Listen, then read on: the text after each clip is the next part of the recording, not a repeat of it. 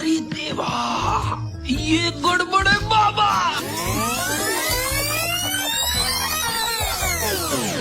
લોકો માટે social media ક્યારે નુકસાનકારક તો ક્યારે ફાયદાકારક સાબિત થતું હોય છે અને આવો જ એક કિસ્સો સુરતમાં બન્યો છે। થોડા દિવસ પહેલા રાંદેર પોલીસને 2,69,000 રૂપિયા લટકાવેલી થેલી સાથે બિનવારસી હાલતમાં એક બાઇક મળી આવી હતી।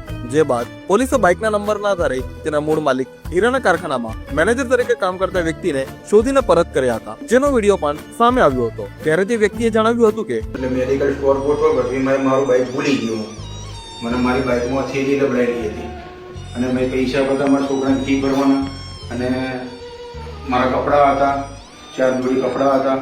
મેનેજરને તેના પૈસા મળ્યા બાદ સંપૂર્ણ ઘટનાનો ખુલાસો થયો છે। સોશિયલ મીડિયા પર અપલોડ થયેલો વિડીયો મકાન માલિક સુધી પહોંચતા તેઓને થયું કે 3 મહિનાથી ભાડું ચૂકવ્યું નથી તો મેનેજર પાસે આટલા પૈસા ક્યાંથી આવ્યા। જે શંકાના આધારે તેમણે ઘરમાં તપાસ કરી તો તેમના ઘરમાં જ રોકડ અને સોનાની ચોરી થઈ હોવાનું માલુમ પડ્યું હતું, જેથી તેમણે કતારગામ પોલીસનો સંપર્ક કર્યો હતો। કતારગામ પોલીસે ગુનો નોંધી તપાસ કરતા હીરાના કારખાનામાં મેનેજર તરીકે કામ કરતા વ્યક્તિએ જ ઘરમાં ચોરી કરી હોવાનું બહાર આવતા તેની ધરપકડ કરાઈ છે।